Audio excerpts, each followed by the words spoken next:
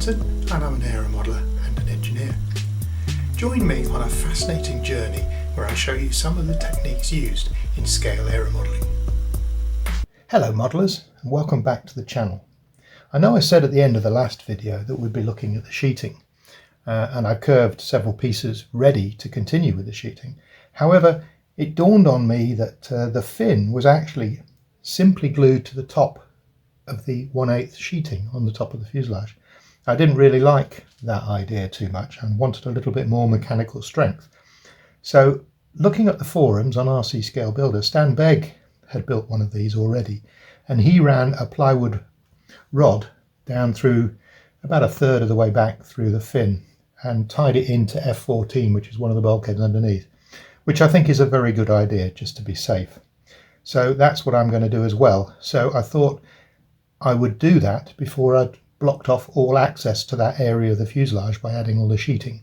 So we'll look at the fin and how that's going to go on. We'll see how we get on, eh?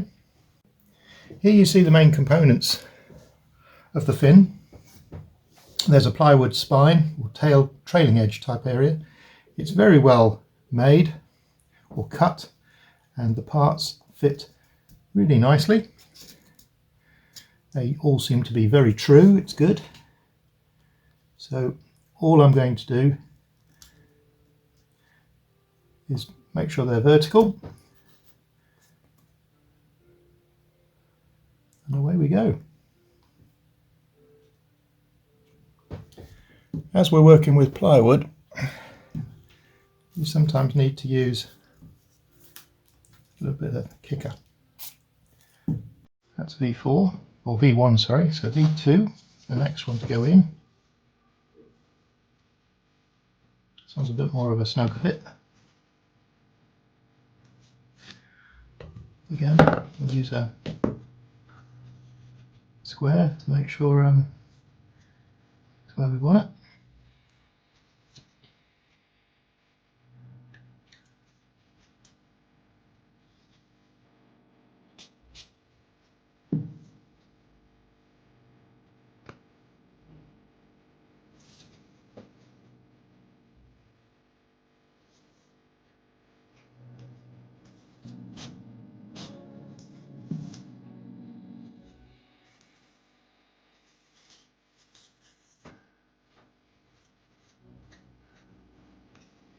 Another lovely snug fit.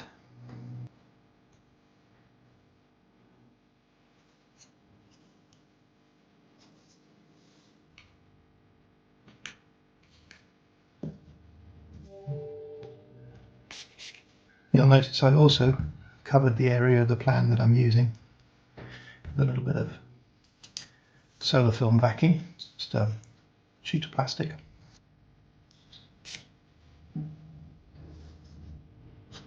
And the last one, 5.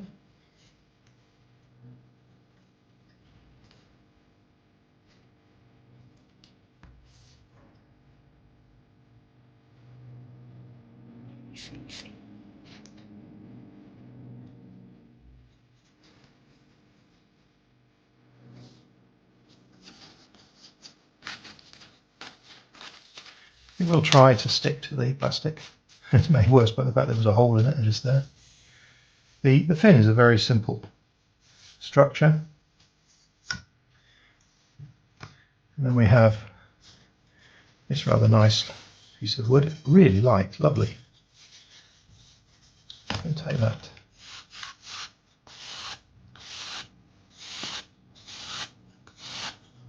There. And also what I'm going to quickly do, if I can find my pen, is mark the centre line.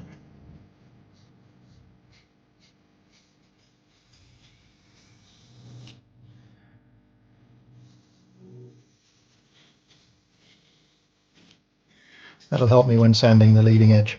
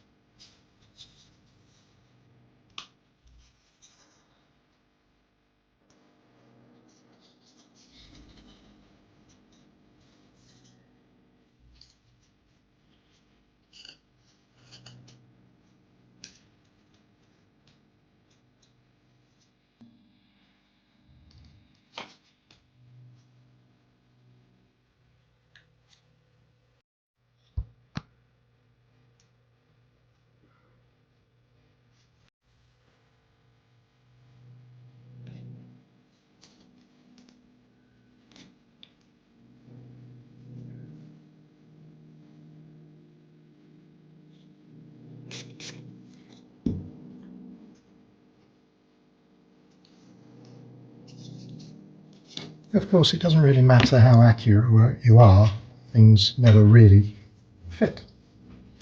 So what I'm finding is the angle that the fin is sitting at, when it's at the right height, it needs to tip forward a bit.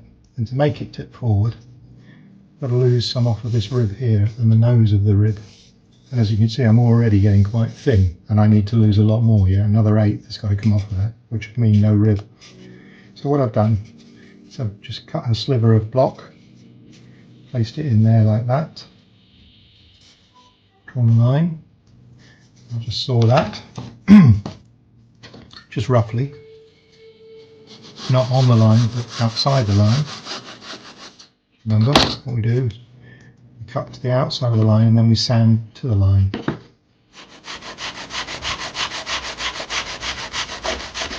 Block firmly on a flat surface, part on a sanding block. Now the only reason I use a sanding block is because it grips the wood really well and it holds it at a perfect angle. Okay, so that bit there should now fit nicely in there, which it does. Get it centered down the rib. So that now will give us more meat to sand against. Probably should have actually run it even further, because if we're going to lose an 1/8 off there, we'll lose a bit more off the middle. Okay, we'll do that first, see how far we go. Okay.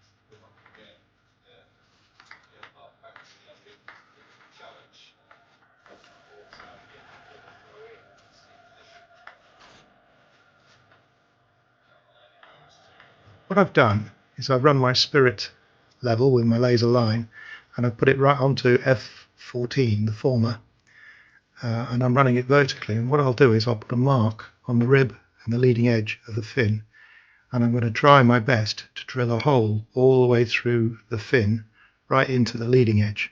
Maybe not through the leading edge, but into it well and truly.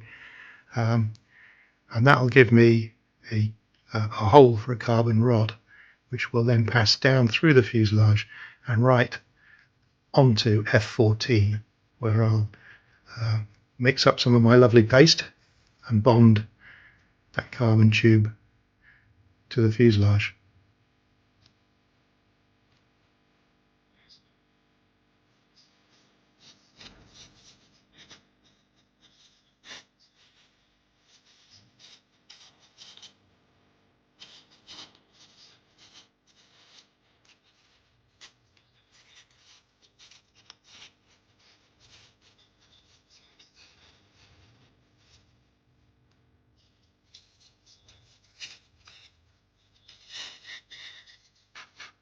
It's quite difficult to show you the build process here, but I can show you the end result. Maybe that'll fill in the gaps.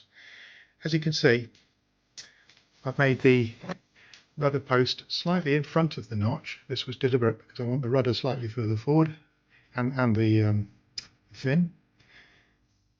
I've made a packing piece for the underneath of the fin as well to fill that gap. And then what you'll see, there's a carbon rod, not a tube but a rod, running right through down the front of F14. Now I'm not quite so sure how I'm going to actually assemble this, because that section there is wider than the sheeting, so it has to go in first. I may have to remove those two tangs that stick out to the sides. See the spirit levels being run on it again, and we're nice and straight. So I think we're good to go. I've just got to decide now whether I want to sheet the fin and then fit it, or whether I want to fit it like this so I can get to that rod and then sheet it. Sheeting it in situ is not that big a deal.